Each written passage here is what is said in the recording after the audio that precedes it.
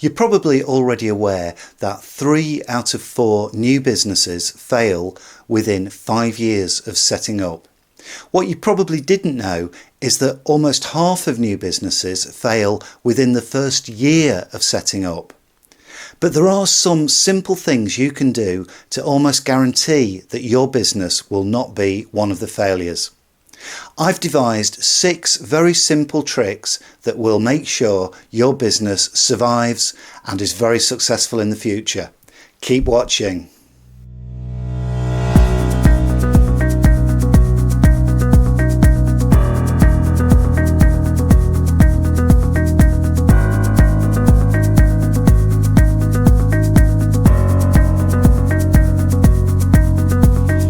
Hi, my name's Darren Bugg and I have over 35 years experience working in business.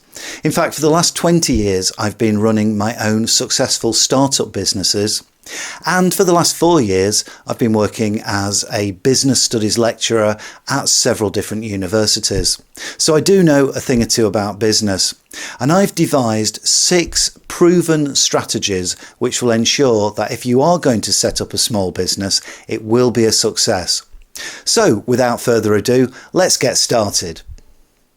Well, if you're starting up a small business, rule number 1 is get everything in place before you give up your day job. This is one of the main reasons that businesses fail, because the new business owner has not got round to sorting out all the important things, but also the boring things that need to be done before the business starts. So they waste months and months at the start of their business getting things done that really should have been done before they even set up.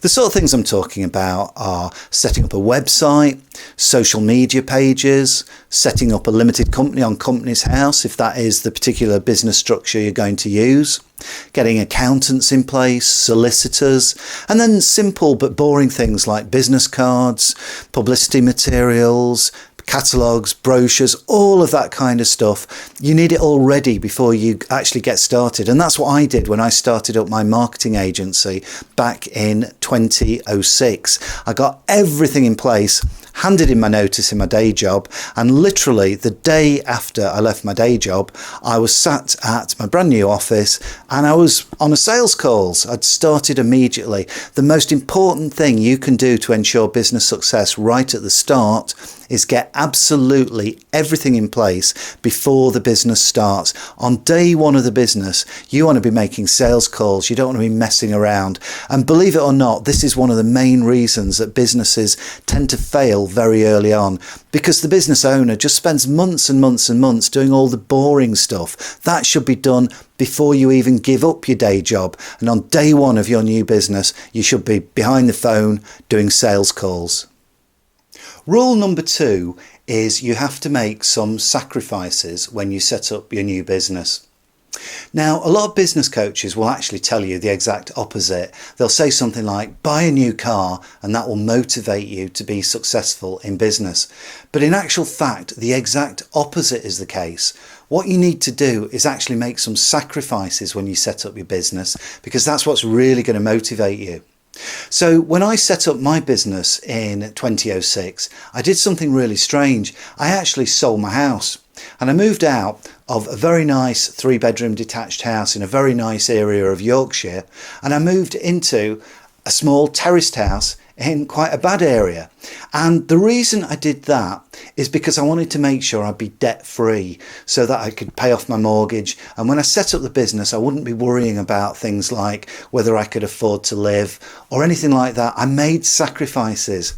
I sold my car and I bought a much cheaper car, and I made lots of other sacrifices. This is the thing that will really spur you on, not the opposite, not going out and buying a flashy car, but actually downsizing. That's what will really motivate you to be successful in business.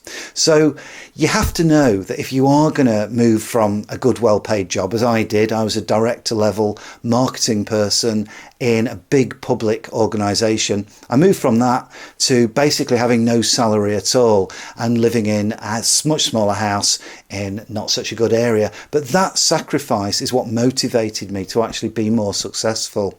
So don't listen to the business coaches. If they say go out and buy a flashy car, buy a latest iPhone, spend lots of money, Don't do that. You don't want to have a load of debt when you're starting out in business.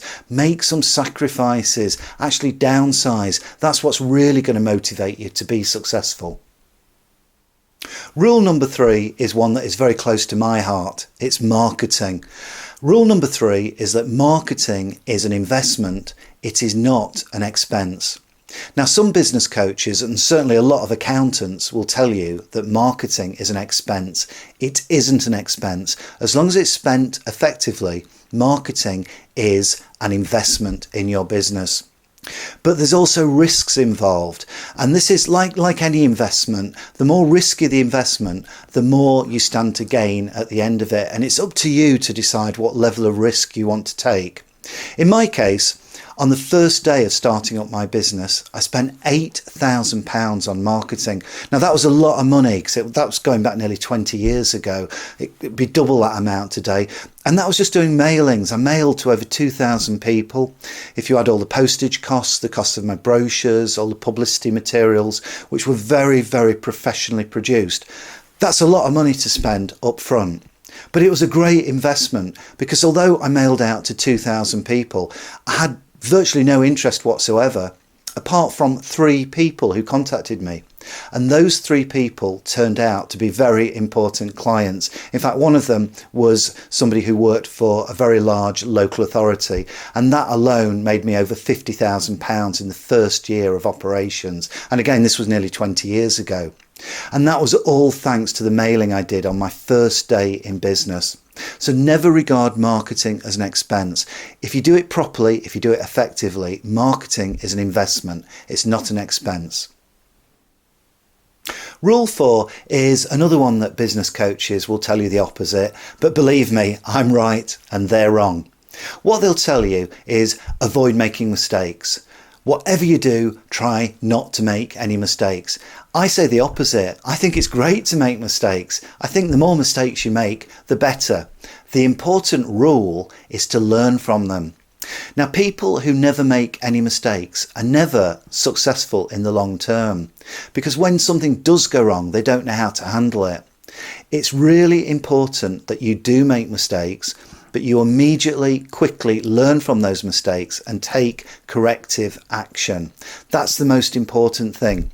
If you don't make mistakes, you won't be taking any risks. And if you don't take any risks, you won't be successful. You need to take risks, and some of those risks will lead to mistakes.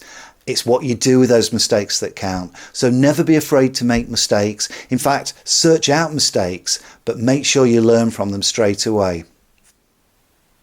Now, rule 5 is about the competition. It's about those companies that are going to be opposed to you, because let's be honest, unless you've got some kind of product or service that is totally unique, which is very unlikely, then you are going to have some competition. I've made another film on YouTube about how to deal with competition strategy. But for now, I think it's important to say that for new businesses, it's often more worthwhile to try and work with the competition than to try to beat them. Especially when you're starting out and you're only a very small company, it can be very daunting and very difficult to try and deal with all the other companies doing similar things to you.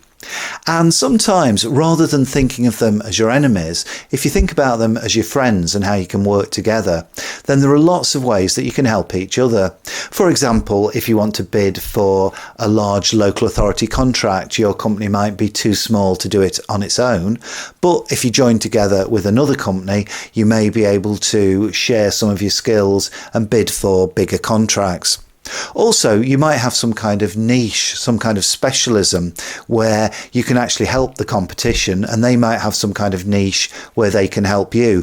To give an example, when I started up my company nearly 20 years ago, I was running a marketing agency that tended to specialise in press and public relations, that type of thing. And I started doing some joint work with another marketing agency that specialised in graphic design and print work. So I was able to give some of my experience of working with the press and the media, and they were able to contribute the graphic design, the printing, and that side of things. So although we were both running marketing agencies, because we both had different specialisms, we were able to actually help each other. So don't always think of the competition as your enemy. Sometimes the competition can be your friend. And obviously later on, once you get going, once you're a much bigger company, they might become your enemies. But certainly when you're starting out, when you're a small company, it makes more sense to try and find ways that you can actually work with the opposition rather than just trying to beat them. And finally, rule number 6, the final rule, and it's the most personal rule. Don't let the buggers grind you down. Now, when I say the buggers, I'm not talking about the competition. I'm talking about people who are personal to you, your family, your friends, your partner. It could possibly be your parents, it could be your kids, but people who are close to you will often be very, very negative about what you're doing. And sometimes it's very well-meaning. Sometimes basically they're just scared that you might fail and they think you should stay in your day job, and perhaps it's safer, perhaps you can work for the next 30 years and then get a very good pension. But you've already decided you don't want to do that. You've decided you want to set up and be successful in a small business. That's why you're watching this film. So don't let those people personal to you grind you down with their negativity, even if it is very well-meaning. Somebody else who will kind of grind you down is the voices in your head. And I'll explain what I mean by that.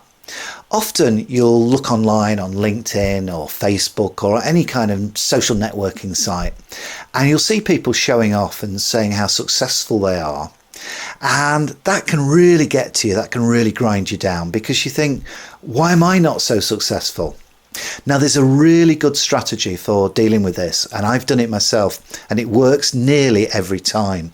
And that is sit down for a few hours and do a bit of research about these people, because I can almost guarantee you that they're lying, they're exaggerating, and they're nowhere near as successful as what they want you to believe. And I've tried it out many times where I've seen people on LinkedIn talking about what a successful company they've got. And you look them up on Companies House website and you download their accounts and you think, hang on a minute, I'm doing better than that.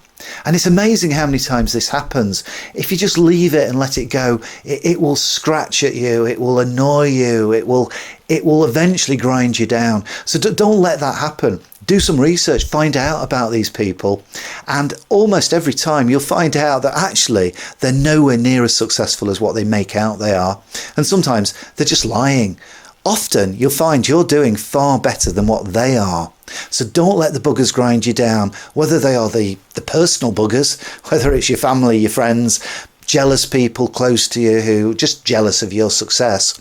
But also don't let those voices in your head grind you down either, because I can almost guarantee as your business gets going, you're probably doing a lot better than what you think you are.